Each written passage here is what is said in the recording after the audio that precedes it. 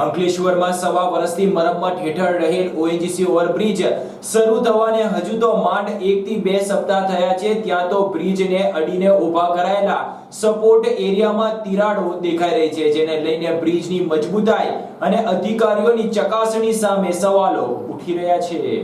અંકલેશ્વરની નમાલી રાજકીય નેતાગીરીના રાજમાં સરકારી અધિકારીઓ નરી ગોબાચારી કરી રૂપિયાઓ એંઠી રહ્યા હોવાની ચર્ચાઓ શરૂ થઈ છે। સવા વર્ષથી મરમ્મત હેઠળ રહેલ ઓએનજીસી બ્રિજના કામમાં ગોબાચારી થઈ હોવાના કેટલાક તસવીરો સામે આવી રહી છે અને ચર્ચાએ પણ જોર પકડ્યું છે। છેલ્લા સવા વર્ષથી અંકલેશ્વર શહેરને જોડતા ઓએનજીસી બ્રિજના મરમ્મત અને નવીનીકરણની કામગીરી પૂર્ણ થઈ, પરંતુ બ્રિજની કામગીરીમાં ગોબાચારી થઈ હોવાના કેટલાક તસવીરો સામે આવી રહી છે, જેનું સીધું અને સામે દેખાય તે પ્રકારે બ્રિજના પિલ્લરોમાં તિરાડો જોવા મળી રહી છે। હલકી ગુણવત્તાની કામગીરીની પોલ બહાર આવી રહી છે। હજુ તો માંડ 15 દિવસો થયા આ બ્રિજને શરૂ થયા, પણ બ્રિજની મરમ્મતની કામગીરીમાં કચાશ રહી ગઈ હોય તેવો આ તસવીરો જોતા લાગી રહ્યું છે। ઓએનજીસી બ્રિજને અડીને સપોર્ટ એરિયા ઉભો કરાયો છે, તેમાં તિરાડો પડવાની તસવીરો સામે આવી છે, જે હલકી ગુણવત્તાને ચાડી ખાઈ રહી છે। બ્રિજના નીચે લવલી સ્વીટની દુકાનને અડીને બ્રિજની મજબૂતાઈ માટે જે સપોર્ટ પિલર ઊભા કરાયા છે, તેમાં અત્યારથી જ તિરાડો પડેલી જોવાતા આશ્ચર્યો સર્જાયા છે।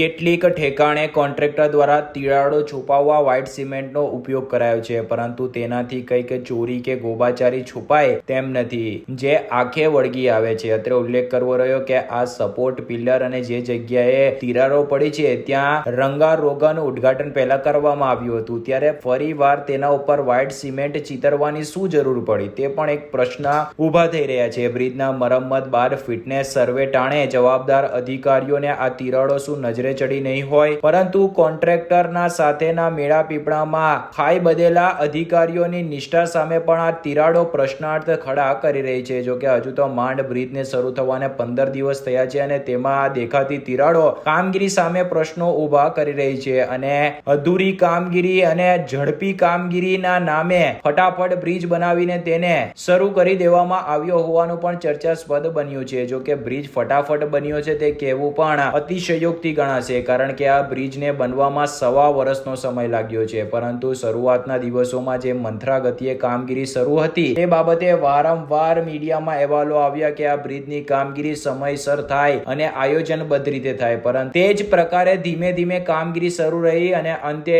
મતદાન પૂર્ણ થવાના થોડા દિવસો બાદ આ બ્રિજને આખરે શરૂ કરી નાખવામાં આવ્યો હતો।